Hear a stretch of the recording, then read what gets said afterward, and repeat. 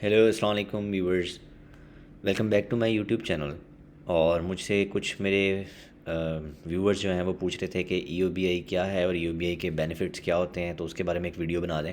तो ये मैं एक शॉर्ट वीडियो बना रहा हूँ जो कि थोड़ा सा एक्सप्लेन करेगा व्हाट इज़ ईओबीआई और इसके बेनिफिट क्या हैं। सबसे पहले हम देखते हैं ईओबीआई है क्या, क्योंकि कई कई लोगों को इसका आइडिया है नहीं कि ईओबीआई क्या है। उनकी सैलरी में से कुछ अमाउंट डिडक्ट होती है और उनको बता दिया जाता है ईओबीआई है। तो ईओबीआई एक्चुअली है क्या, ये इसकी कंप्लीट फॉर्म जो है वो employee old age benefit institution है।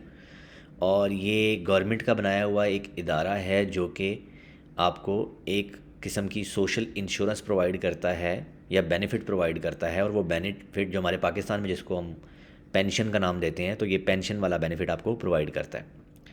अच्छा, इदारा जो ये है ये फेडरल इंस्टीट्यूट कहलाता है। तो ये पूरे पाकिस्तान के ऊपर अप्लाई होता है, किसी ख़ास सूबे के लिए नहीं बनाया गया बल्कि पूरे पाकिस्तान पे इसका रूल अप्लाई हो रहा है।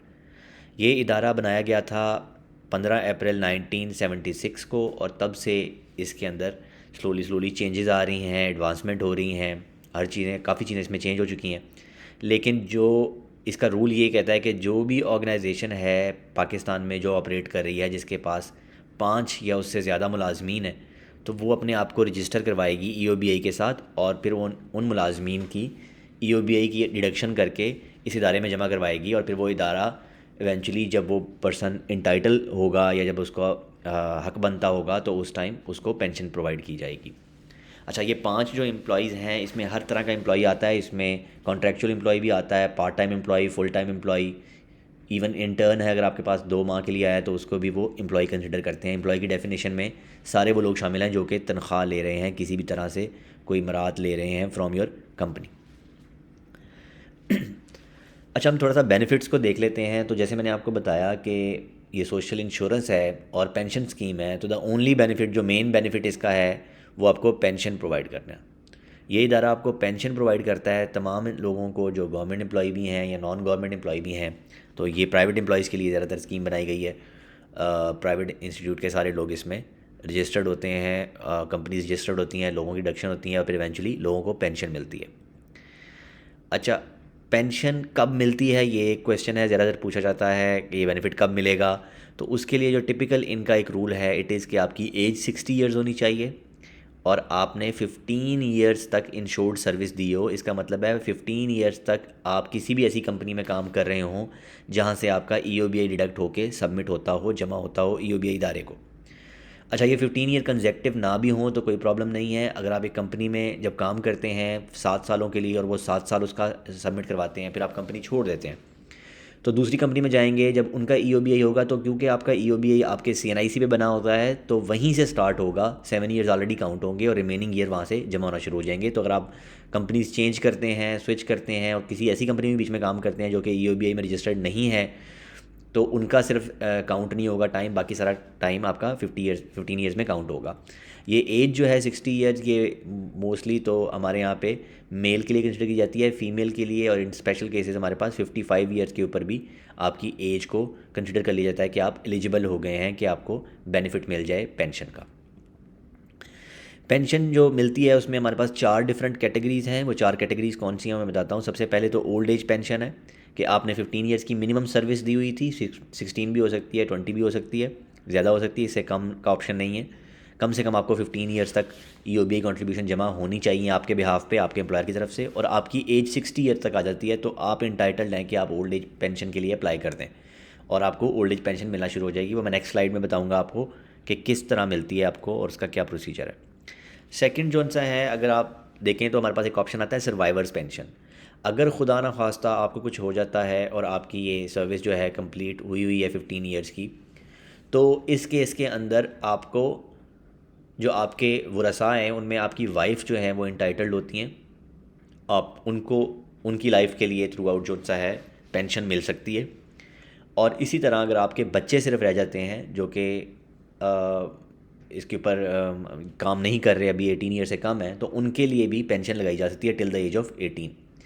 अच्छा, इन केस अगर आपकी बेवाएँ और उनको पेंशन मिल रही है और वो दूसरी शादी कर लेती हैं और आपके बच्चे रह जाते हैं, तो इन दैट केस क्योंकि उनके डिपेंडेंट नए हस्बैंड हो जाएंगे, तो उनको उसकी ज़रूरत नहीं होगी, वो ऑटोमेटिकली बच्चों में शिफ्ट हो सकती है। आपके बच्चे अगर कोई हैं और आपकी वाइफ ने दूसरी शादी कर ली है तो बच्चों को पेंशन मिल सकती है, दिस इज़ सर्वाइवर्स पेंशन।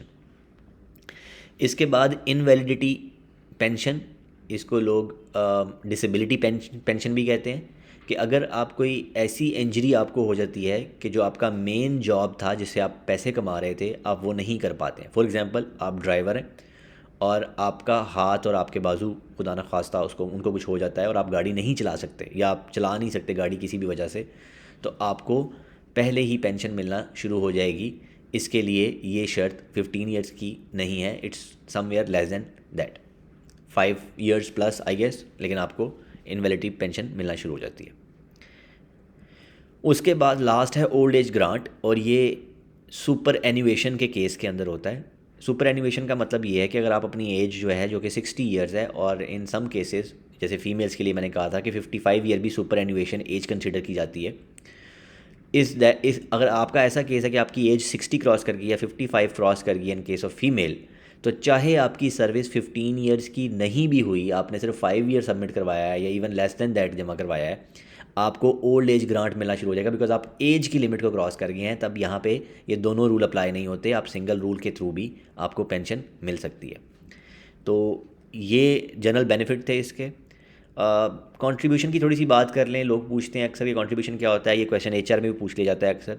तो मिनिमम वेज के ऊपर कंट्रीब्यूशन काउंट होता है, सबसे पहले तो बात ये जहन में बिठा लें। और मिनिमम वेज आजकल जो चल रही है इट इज़ 25,000, और ये फेडरल मिनिमम वेज की बात हो रही है। वैसे तो प्रोविंशियल भी मिलती जुलती अब हो गई हैं, लेकिन पहले एक ऐसे भी था कि प्रोविंशियल में भी डिफरेंट प्रोविंसेस की डिफरेंट मिनिमम वेज थी। इसीलिए क्योंकि ये इदारा फेडरल है तो आपने फेडरल की मिनिमम वेज को कंसिडर करना है एज अ बेस लाइन जिस पे कैलकुलेशन हो रही होगी। उसके बाद आपकी सैलरी जितनी भी है, ज़्यादा है कम है, उसका कोई रूल नहीं है। सिंपली जो आपकी मिनिमम वेज है उसका 1% एम्प्लॉय पे करता है, यानी कि एम्प्लॉय की तनख्वाह में से आजकल अगर आप देखेंगे तो कट रहे होंगे 250। ये मैं बात कर रहा हूँ 2023 की, आज जब मैं वीडियो बना रहा हूँ तो इसमें 250 रुपीज़ कटते हैं आपकी सैलरी में से, जो कि एम्प्लॉई का कंट्रीब्यूशन होता है 1% ऑफ मिनिमम वेज।